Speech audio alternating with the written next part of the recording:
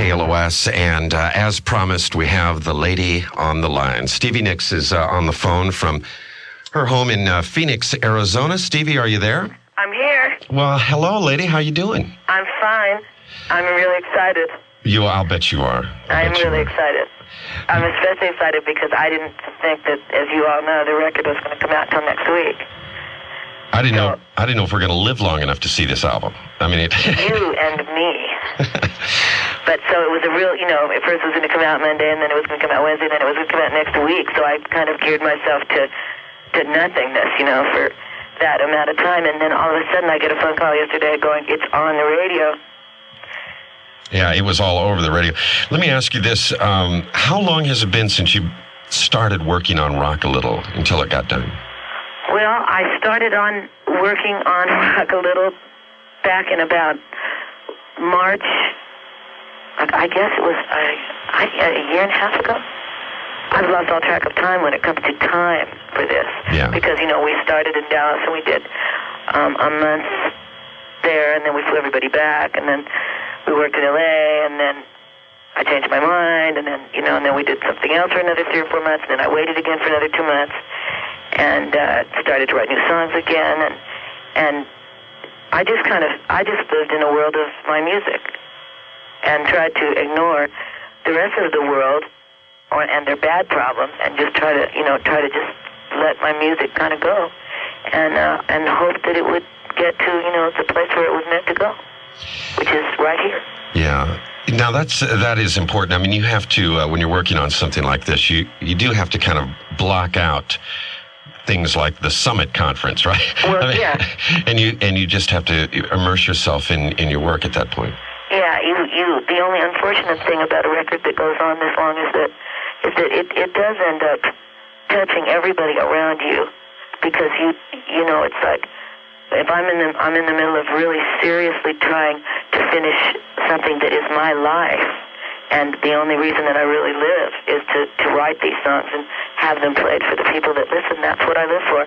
And so other people come in with all these difficult kind of, I consider, petty problems. And I'm supposed to figure those out, and I'm still supposed to be wonderful and magic and musical, And it's like you get to a point where you'd like a painter or something, you just say, I'm not going to deal with this until my record is finished. Yeah. So you just can't talk to me about that stuff, because I'm doing something that's a little bit beyond that right now, and I have to do that. Well, so far now, all that we have heard is the single, which is "Talk to Me," beautiful song. Tell me how you were inspired to write "Talk to Me." Mr. Ladd, I did not write "Talk to Me." Thanks. Chaz Sanford wrote it, but that's nice that you thought I did. Thanks, Stevie. You asked the question.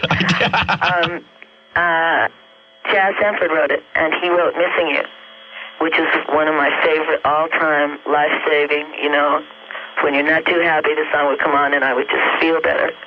So when the song was brought to me, I said, well, I really like it, and I just kind of went out and sang it, and it just became a part of the record immediately. And it was a couple of months ago, and so it sort of was kind of done and stayed there, and then we went and, tried to, completely solve every problem in the world on our kind of Monopoly game.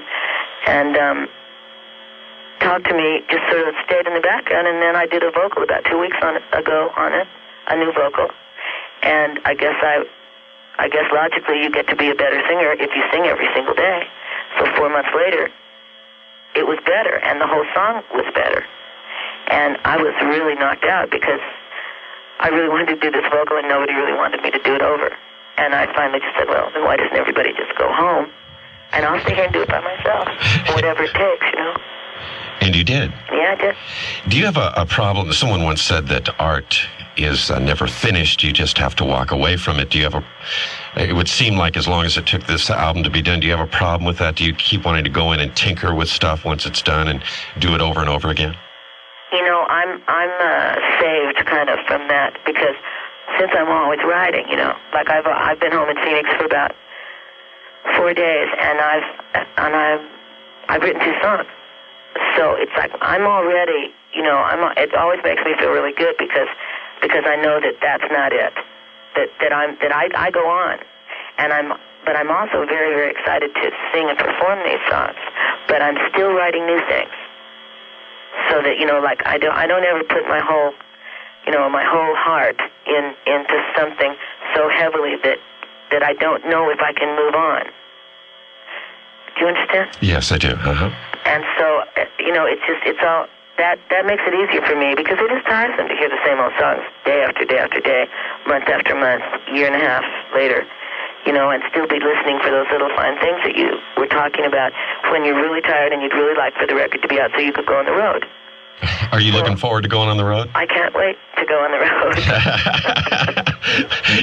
They won't let me go on the road until the record's been out for 2 months, because it's necessary that everybody gets to, understand it and like it or not, and then go to see you play.